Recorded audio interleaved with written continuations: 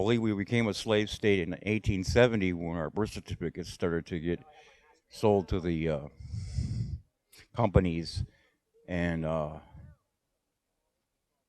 so there's like three different kinds of laws out there, and I don't understand it completely. I'm still learning. So were we Christian while we had slavery here?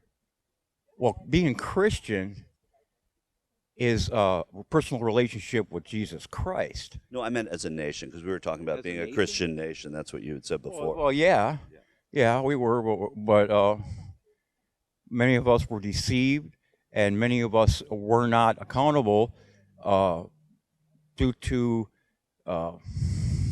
churches not teaching the truth about different things. I see. You know, we need to keep in mind too, we didn't invent slavery, we ended it. It was a really hard thing to do. I mean, we fought a civil war over it. England ended slavery just before that, but slavery existed everywhere throughout all of humanity. I mean, my ancestors are Irish. They were enslaved by the British to the tune of 1.25 million. People need God. That's what it comes down to. And I know that for me, I had, you know, I was a kind of a product of my own culture, in that I was, you know, running away with eat, drink, and be merry, for tomorrow we die. I didn't have a moral compass. I knew what right and wrong was, but Sounds fun, by the way. it was a lot of fun. Sin's great, by the way. Sin is great, but it's not great for very long. You know, there's a big difference between having a good time and living a good life. And living a good life is kind of hard, because it means you have to make sacrifices and you have to say no to sin. And Christ makes that easier. It makes it an easier proposition, because he changes your heart, and that's what he did for me. He stopped. He kept me from desiring the things that were destroying me.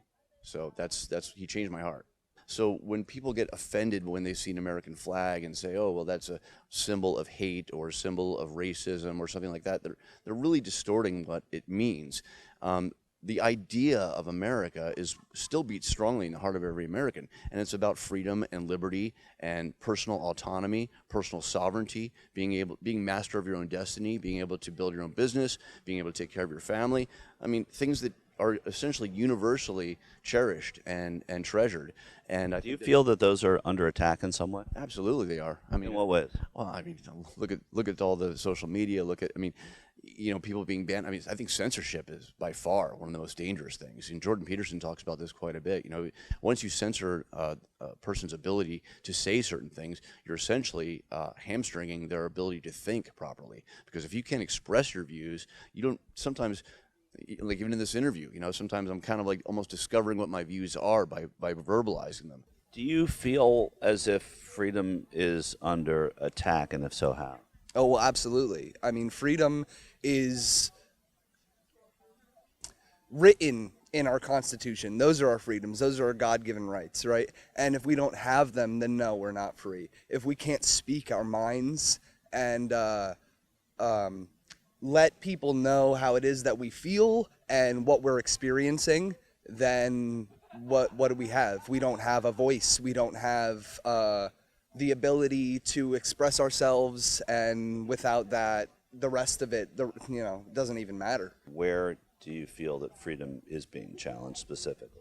Well, people who speak out about this shot masquerading as a vaccine are being shut down. Doctors are, people who call themselves activists, they're being shut down.